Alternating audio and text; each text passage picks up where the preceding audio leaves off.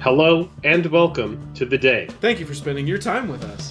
I'm Jake. I'm Joel. Welcome back to another episode of Jake and Joel Are Magic. Jake, we are continuing our Pioneer series. It is time for Core 19, or as I call it, Tribes Core 19. Core 19, but before we can get into the content, go below, click like, click subscribe, set some notifications, do something with the button. Yeah, click a button. If you're logged in, click a button. If you're not logged in, sit back and enjoy. If you're logged in and you don't want to click a button, that's your prerogative. Enjoy the vid. Don't do anything that you don't want to do. Jake, let's get into the cards. We've got Supreme Phantom up first. Want to real quick drop the caveat that we've dropped on every one of these videos.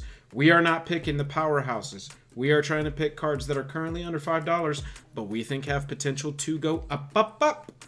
Yep, and it is also notable that we have already seen 4 bannings in Pioneer. Yeah, so the format is in a constant state of evolution.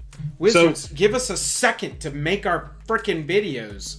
No, but this is good. The format is wide open. There are opportunities to get in on cards, and the thing with a lot of these cards is make sure that you're buying these cards if it's something that you think that you're going to want to play. A lot of the cards that have been speculated upon have already started to spike in value. You can find those. But as cards continually get banned, it gives room for new blood and new creativity to take form. That's absolutely right. We have been banging the tribal might be a thing drum the entire series. This video is no different. Jake, we've got Supreme Phantom giving other spirits +1/+1, an Anthem flying 1/3 for 2 mana deal. Oh yeah, we talked about Selfless Spirit. We talked about Mausoleum Wanderer. We talked about Spell Queller. Yeah. There's other great spirits, and the fact that this is coming in as a 1/3 for 2, it's really good. 1/3 flyer for 2. That's Anthem for all your other spirits. Excellent card. Yeah, excellent card. Still super cheap. Here's an excellent card that's still super cheap. Death Baron. Black, 1 other for a 2/2. Skeletons you control and other zombies. That's where the relevancy lies, by the way. You control, get +1/+1, and have Death Touch. Zombie deck? Anthem? Death Touch? Are you kidding?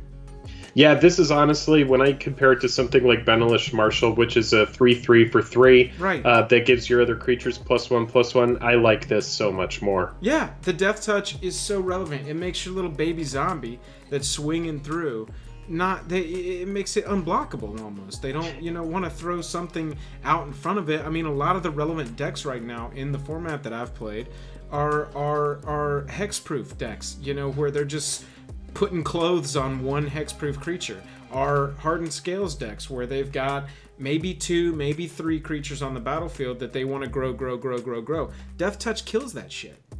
Yeah, this is a great card. Death Baron has always been one of those cards that I really like, and it also has excellent EDH tribal playability as well. If that's the direction that the card ultimately ends up, if that's the floor of the card, is it's great in EDH, that's not bad either. Yeah, exactly. Absolutely right. Liliana, Untouched by Death, another tribal card. This is a zombie card. This is definitely the walker that goes in your zombie deck. Yeah, no hype, then tons of hype.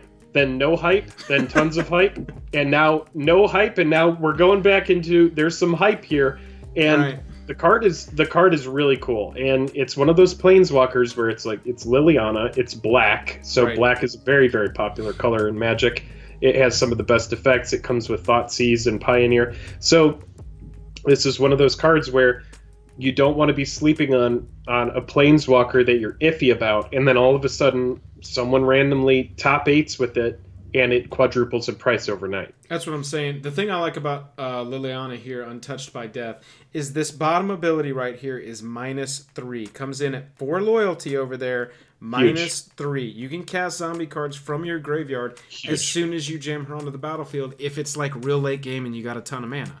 Otherwise, you're filling up your graveyard with zombies, and or pay 4 mana, put a planeswalker onto the battlefield, kill whatever is absolutely ailing you, as long as you've got enough zombies on the battlefield to make it relevant. The card, if a zombie deck takes off, is a must run. Dude, it's a very fair card too. When you look at the cards that are getting banned in this format, like Liliana is not one of those cards that I'm looking at and I'm going, 4 mana for 4 loyalty and it does this. This is very fair. It's like if Liliana of the Veil were in this format, I'd be like, all right, this is a little much. Yeah, but this is a very fair card. I like it. You're absolutely right. After that, we got Baby Blood Moon. You think non-basic strategy is going to possibly take off? You know, I'm iffy about this card, but when I see stuff like Field of the Dead, it's just, yes, I think that this card has legs. I really do, and it's a super cheap card. I don't even know if this is like 50 cents, but it's a great little sideboard card. Yeah, absolutely. It is a sideboard card for sure. Elvish Clan Caller, you want to talk about tribal? How about a 2-mana anthem that lets you go search for other anthems out of your library? You know, and we were just talking about Marwyn from Dominaria. Yeah. This is exactly the kind of card that's going to run alongside Marwyn. It's going to give Marwyn the ability to immediately start tapping for more mana. Right. So it's a great tribal card, and then the fact that you get to, you know, search for more is always upside. Yeah, it's wild. Gore Claw, Terror of Kalsilzma. This is one of my favorite cards while it was in Standard because I like big, dumb, beady decks. And this can give all of your creatures... There's a 5-cost, green, 10/10 Dino. I'm sure we've all seen. This card gives it trample, and suddenly the card is relevant. So I am a huge fan of Gore Claw. Gore Claw is one of those creatures that is a lightning rod, and if you cannot answer it, you very, very, very, very quickly get blown out by it. Yeah. It is a card that terrifies the hell out of me, and if I can't remove it, I pretty much get salty and concede the game. Yeah, absolutely. So if that's what we have to judge its worth and power level by, I'd say it's doing well. I'm telling you, one of our rules of thumb when we're playing like limited or a new 2-headed giant set or something is if something hits the other side of the battlefield and we don't like seeing it, that probably means it's a pretty good card, and that's how we feel about Gore Claw. Yeah, moving on to Mentor the Meek. This is one of those cards that 100% gets played in a white weenie deck. Oh yeah. It's just draw. Yeah, it's the ability to continue velocity through your deck. Exactly. It's card advantage in a color that really doesn't have a ton of it. And so it's a card that you need to at least consider unless you can find, something better for your 3-slot. Yeah, I really do think that this is one of those cards that ends up in a white weenie deck and probably not much more. Yeah. For 3 mana, if you're running like a Boros aggro, you have the ability in this format to run Thrill of Possibility, Cathartic Reunion, right. tons of red spells that are going to draw better than this and more consistently than this. But if there is a white weenie deck that takes off, Mentor of the Meek is one of those cards that's really going to give it velocity. You're absolutely right. Here's a card that goes in a blue artifact deck because it's going to let you create 1/1 flyers, which I think is huge, and it also represents card advantage on itself.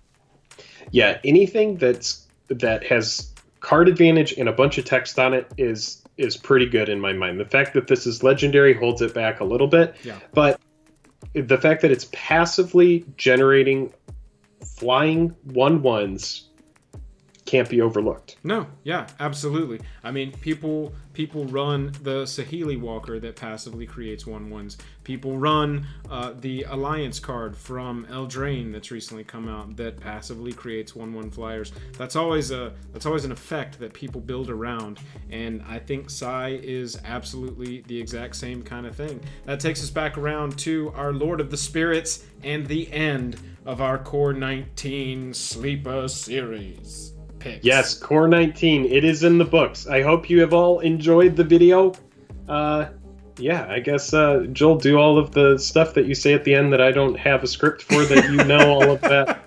Tossing it to me. We appreciate it. If you wouldn't mind, hit like and subscribe if you're logged in and you want to click a button. If you want to support us further, we've got a Patreon. It's down in the description below. The link. Don't forget, we stream on Twitch twice a week, Tuesday, Thursday nights.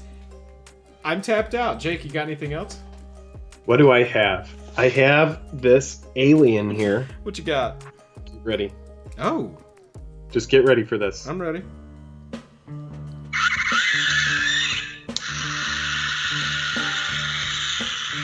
I got that. That's one of the more terrifying things I've ever seen.